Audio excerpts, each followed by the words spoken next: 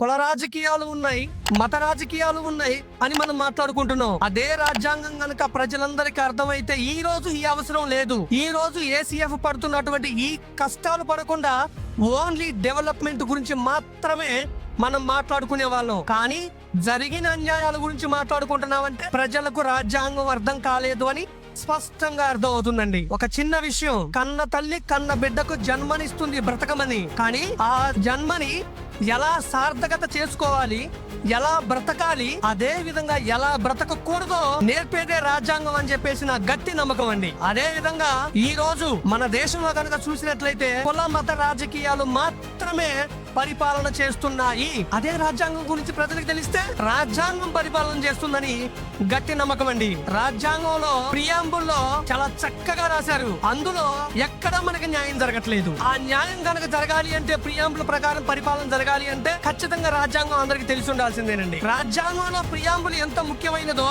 Fundamental rights కూడా అంతే ముఖ్యమైనవి. ఎందుకంటే ఏ ప్రజలకి ఎవరికి కూడాను వాళ్ళకున్న ఫండమెంటల్ రైట్స్ వాళ్ళకి తెలియదు. Article 14 clearly explaining the concept of right to equality. అందరూ సమానమే. కుల మత రాజకీయం లింగ భేదం మీద గాని, రంగు భేదం మీద గాని ఎవ్వరూ తేడా లేదు, అందరూ ఒకటే అని ఎంత మందికి తెలుసు?